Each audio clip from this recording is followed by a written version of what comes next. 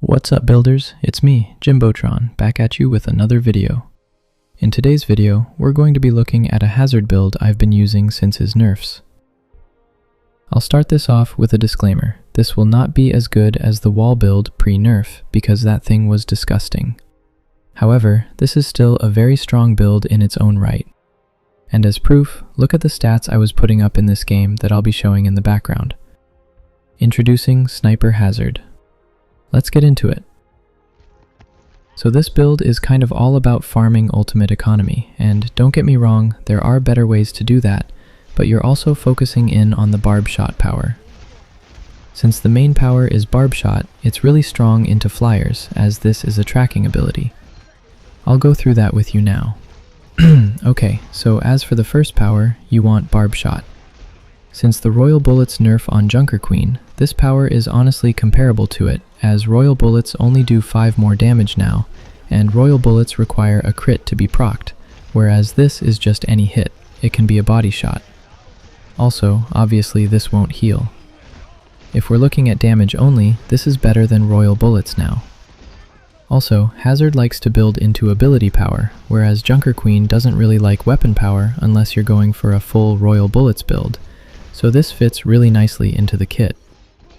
The purpose of this is to get large amounts of group damage by spraying into groups, which will help us farm our ultimates quicker. The second power we want is Bringing the Pain, and honestly, I think this is probably one of, if not the strongest tank ultimate items. It's definitely up there. What it does is it makes your ultimate 20% cheaper, pretty standard for an ultimate item. Still very strong though, especially when paired with the amount of additional ult charge you can get from barb shot. This also acts as a refresher, as whenever you use your ultimate, you'll get all of your cooldowns reset.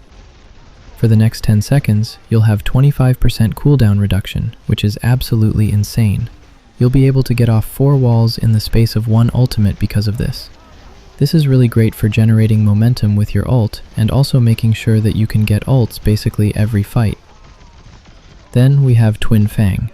Now, in the gameplay in the background, I went for Juiced because I wanted more sustain. However, Twin Fang is definitely the better option here.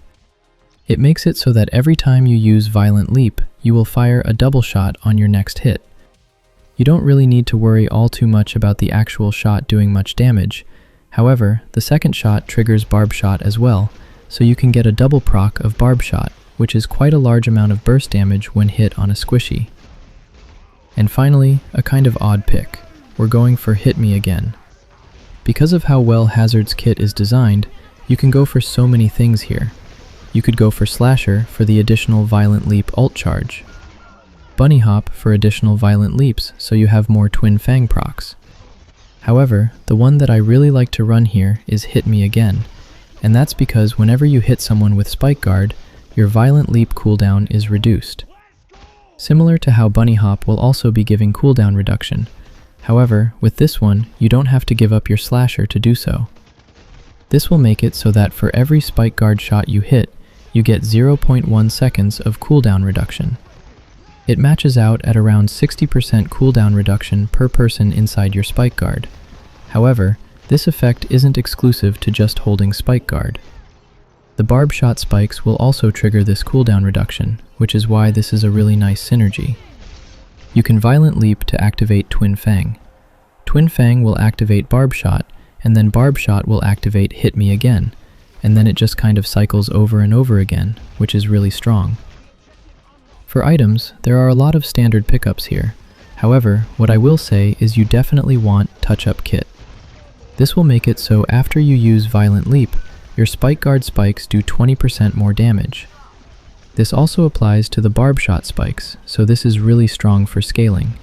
And you definitely want Catalytic Crystal, as when you pair Catalytic Crystal with Bringing the Pain for the ult charge increase and ult cost reduction, you charge your ultimates insanely quickly. In terms of what you should be looking for here, I always tend to take 2 to 3 survival items when I'm on tank. The best ones for Hazard are Lumerico's Fusion Drive for the ability power, armor, and healing. Because you'll be using Violent Leap so much, you'll have a lot of uptime on this healing. If you want even more direct healing though, Martian Mender will heal more than Lumerico's fusion drive, just at the cost of not giving any additional damage to your kit. And, last but not least, you can go Rüstung von Wilhelm, which is always one of the best survival items on tanks, as this thing will literally give like 150 to 200 extra health on most tanks.